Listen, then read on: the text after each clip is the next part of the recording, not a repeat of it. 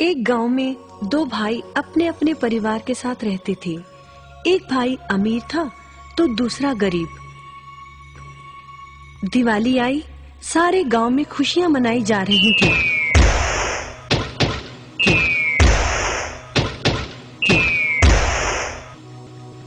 परंतु छोटे भाई के पास तो खाने लायक भी कुछ नहीं था। वह बड़े भाई के पास मदद मांगने गया।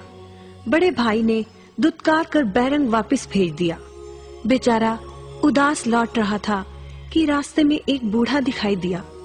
बूढ़े के पास लकड़ियों का एक बड़ा सा गट्ठर था। बूढ़े ने उससे पूछा, क्या बात है बेटे, बहुत उदास हो? दिवाली पर तो खुश होना चाहिए। काहे की दिवाली ताऊ, मेरे भाई ने भी मेरी मदद नहीं की। मेरा परिवार भूखों मर रहा है और मैं कुछ नहीं कर पा रहा।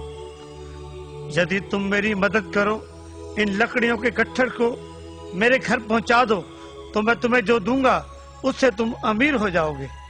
छोटा बूढ़े के पीछे चलता हुआ लकड़ियों के गट्ठर को उसके घर छोड़ आया।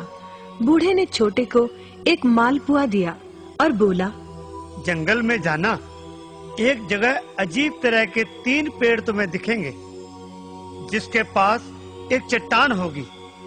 ध्यान से देखोगे तो चट्टान के कोने में तुम्हें गुफा का एक मुंह दिखेगा। गुफा में चले जाना, वहां 3 बौने रहते हैं। मालपुआ उन्हें बहुत पसंद है, वैसे किसी भी कीमत पर छोड़ेंगे नहीं। तुम उनसे धन नहीं मांगना, बल्कि कहना, मुझे पत्थर की चक्की दे दो। छोटा भाई गुफा में जा पहुंचा। उसके हाथ में मालपुआ देखकर एक बौना बोला, ये मुझे दे दो, मैं तुम्हें इसके बदले में जो कहोगे दे दूंगा। छोटा बोला, मुझे बस अपनी पत्थर की चक्की दे दो। चक्की लेकर छोटा जैसे ही चलने लगा, बौना बोला, इसे मामूली चक्की ना समझना। इसे घुमाने पर तुम जो मांगोगे इसमें से निकलता रहेगा।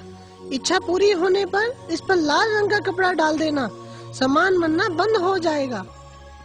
चक्की लेकर छोटा भाई घर पहुंचा। पत्नी और बच्चे भूखे थे। उसने कहा, यहाँ पर एक कपड़ा बिछाओ। कपड़ा बिछाकर चक्की उसके ऊपर एक किनारे रखकर छोटे ने चक्की चलाई और बोला, चक्की चक्की चावल निकाल।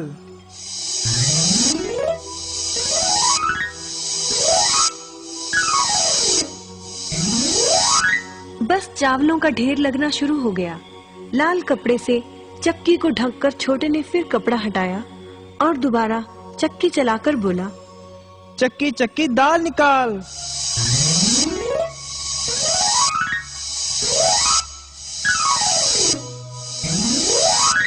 ढेरों दाल निकलती रही।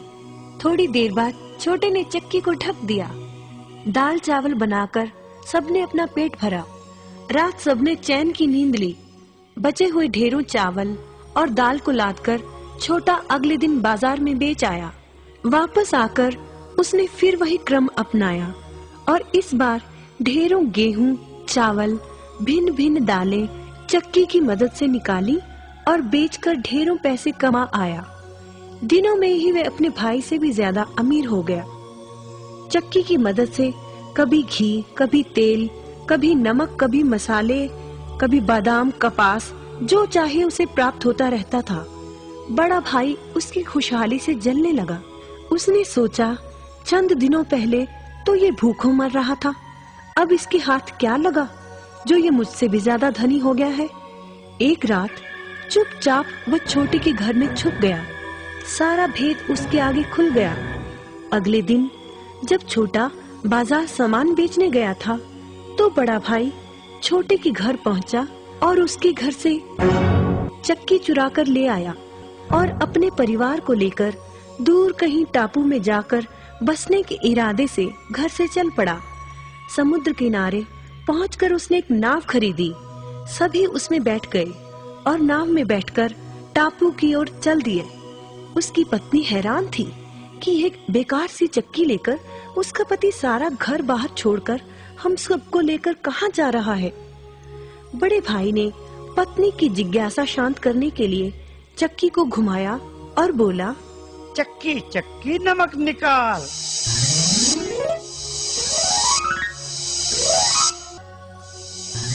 बस फिर क्या था, नमक का ढेर नाव में लगना शुरू हो गया और नाव डूबने लगी।